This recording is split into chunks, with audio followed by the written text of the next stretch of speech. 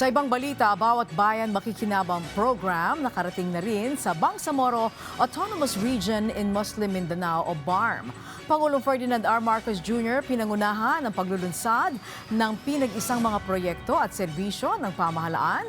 Si Trisha Aragon sa sentro ng balita live.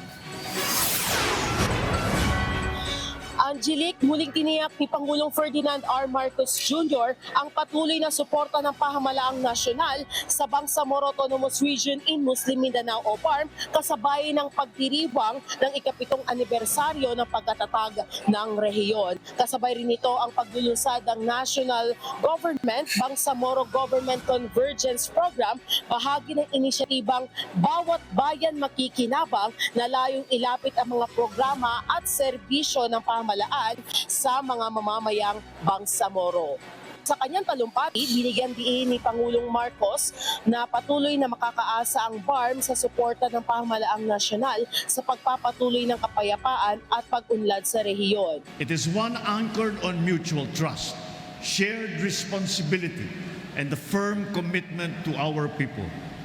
Together, the Autonomous Region of Muslim Mindanao and the National Government of the Republic of the Philippines, we are advancing a shared vision of a more peaceful, prosperous, and inclusive Philippines, guided by the belief that the strength of our nation rests on the well-being and the dignity of every Filipino. Isa sa mga itinampok sa programa ang National Government Bangsamoro Government Convergence Program na naglalayong pag-isahin ang mga serbisyo at proyekto ng mga ahensya ng pamahalaang nasyonal at ng pamahalaang Bangsamoro sa ilalim ng programang Bawat Bayan Makikinabang. Sa kabuuan, aabot sa 3.4 billion pesos ang halaga ng mga proyekto, ayuda at frontline government services na ipinagkaloob ng pamahalaan sa BARM. Kabilang dito ang 100 million pesos para sa disaster response, 38.8 million pesos para sa 50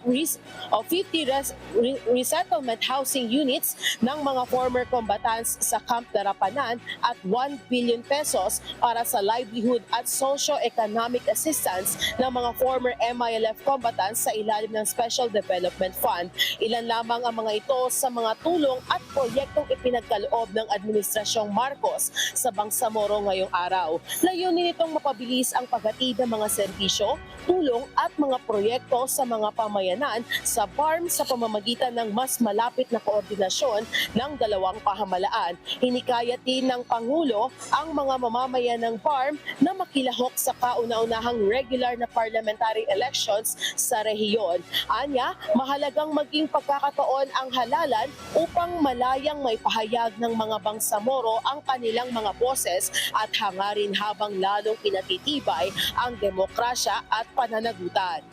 The first Bangsamoro parliamentary election was rescheduled to the second Monday of September 2026.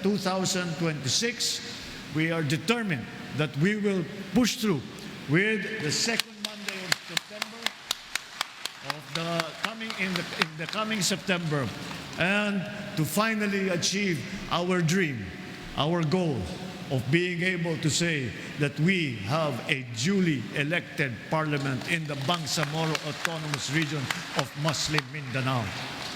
Angelique, nananawagan din ang Pangulo na ipagpatuloy ang pagkakaisa at pagtutulungan ng pamahalaang nasyonal at Bangsamoro upang mapanatili ang mga nakamit na tagumpay sa proseso ng kapayapaan at mas mapabilis ang paghahatid ng mga serbisyo sa mga mamamayan sa rehiyon. Angelique?